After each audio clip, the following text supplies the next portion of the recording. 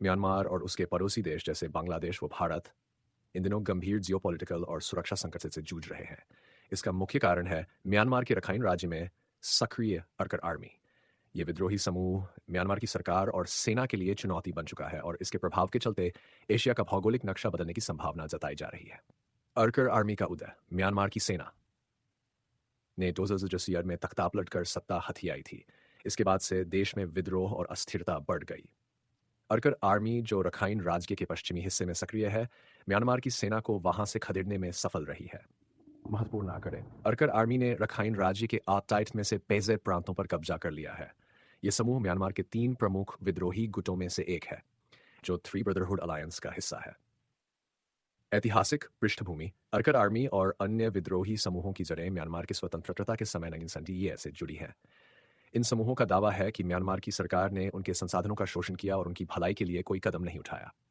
Three brotherhood alliance. Arakan army, Myanmar national democratic alliance army, Ta'ang national liberation army, ये तीनों मिलकर Myanmar की सेना के खिलाफ लड़ाई लड़ रहे हैं। रखाइन राज्य का महत्व। रखाइन राज्य न केवल म्यांमार और बांग्लादेश के बीच की सीमा पर स्थित है, बल्कि यह भारत के लिए भी रणनीतिक रूप से अहम है। रोहिंग्या संकट। 2017 में म्यांमार की सेना ने रोहिंग्या मुसलमानों के खिलाफ दमनकारी अभियान चलाया। लाखों रोहिंग्या बांग्लादेश और भारत में शरण लेने पर मजबूर हुए। वर्तमान में अरकर आर्मी और रोहिंग्या समुदाय के बीच संबंध जटिल है।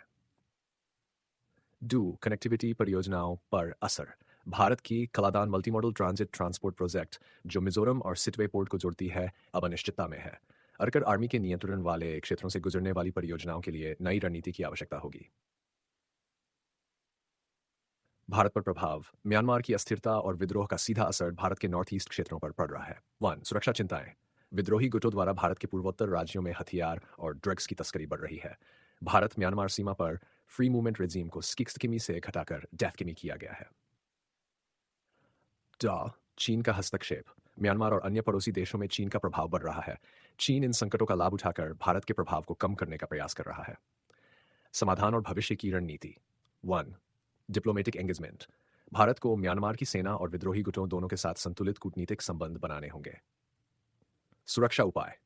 सीमा पर निगरानी बढ़ाई जाए। अवैध हथियार और ड्रग्स की तस्करी रोकने के लिए कड़े कदम उठाए जाएं। विकास परियोजनाएं। म्यांमार में भारत की चल रही परियोजनाओं को समय पर पूरा करने के लिए वैकल्पिक मार्ग और योजनाएं बनाई जानी चाहिए। निष्कर्ष। म्यांमार में अरकर आर्मी के बढ़ते प्रभाव और जियोपॉलिटिकल अस्थिरता के कारण भारत को कूटनीतिक और सुरक्षा संबंधी बड़ी चुनौतियों का सामना करना पड़ रहा है। यह स्थिति न केवल भारत के नॉर्थ ईस्ट राज्यों, बल्कि पूरे क्षेत्र की स्थिरता के लिए खतरा बन सकती है। भारत को सतर्कता और कूटनीतिक कुशलता के साथ इन चुनौतियों का सामना करना होगा।